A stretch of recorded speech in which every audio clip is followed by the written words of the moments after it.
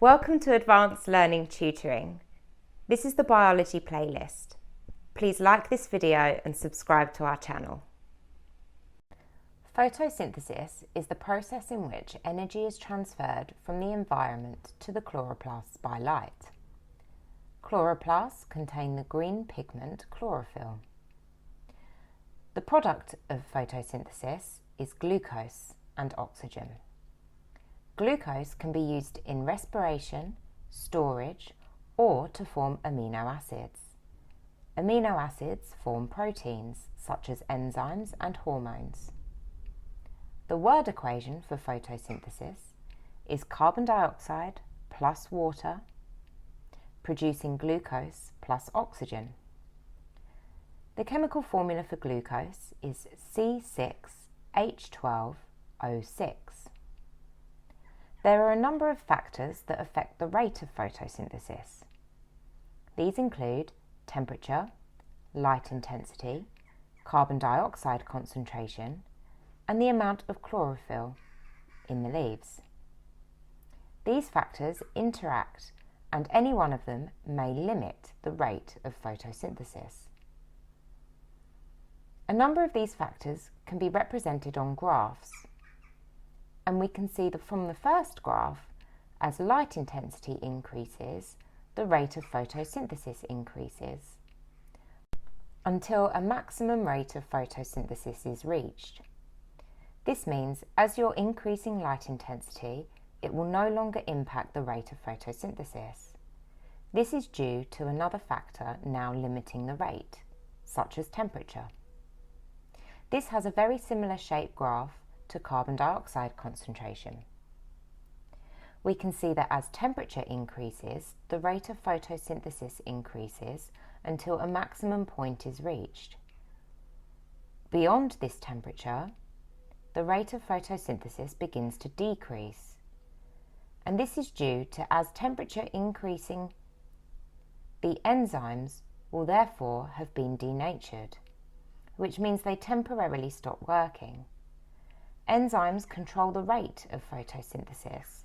Therefore, no more photosynthesis is able to take place. Investigating the rate of photosynthesis. As photosynthesis is impacted by light intensity and colour of light, you are able to do a practical to measure and investigate how photosynthesis is affected by these factors. To investigate the effect of light intensity on the rate of photosynthesis, you use pondweed, a beaker, some water, a lamp and a ruler. The independent variable in this investigation will be the distance from the light source. You will be changing the distance that the pondweed is from the lamp. The dependent variable will be you measuring the number of bubbles produced per minute.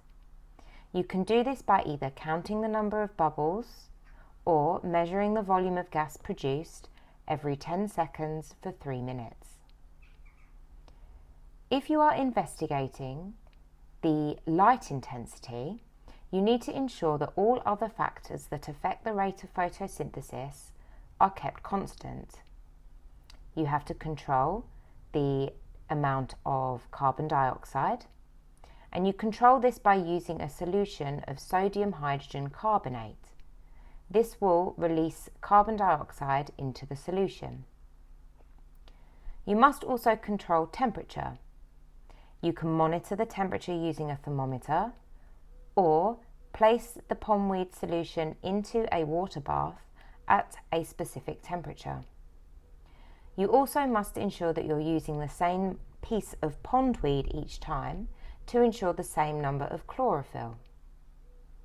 To investigate the effect of different colours of light, or may be asked the wavelength of light, as different wavelengths of light will produce different colours of light, investigating this you will use light filters. The independent variable will be the colour of the light filter that you would wrap around your beaker. Inside your beaker will be your solution of sodium hydrogen carbonate to release carbon dioxide, and your pondweed Again, the dependent variable are the number of bubbles or the volume of gas. Record this every 10 seconds for 3 minutes. Again, ensuring the temperature is constant and you're using the same piece of pondweed each time. And here you must ensure that the distance from the light source to the pondweed is kept the same. Respiration is the process which releases energy. All living things respire. It can be described as an exothermic reaction as energy is transferred to the surroundings. Aerobic respiration takes place in the mitochondria of cells. Respiration in cells can take place aerobically, using oxygen, or anaerobically, without oxygen, to transfer energy. Organisms need to respire aerobically and anaerobically in case there is a limited supply of oxygen, as all organisms will require energy for growth or muscle contraction. Aerobic respiration is given by the equation glucose plus oxygen produces carbon dioxide and water.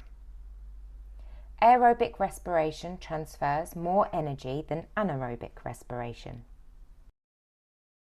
In animals, anaerobic respiration may occur in the muscles, and it is represented by the equation glucose producing lactic acid and releasing energy. If this lactic acid builds up in the muscles, it can cause cramps. Anaerobic respiration in plant and yeast cells is represented by the following equation: glucose producing ethanol and carbon dioxide, also releasing energy.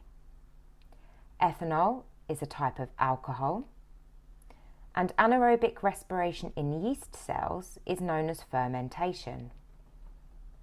It can be used in industry to produce bread, as the release of carbon dioxide will cause the bread to rise, and can be used in alcoholic drinks, as the production of ethanol causes drinks to become alcoholic.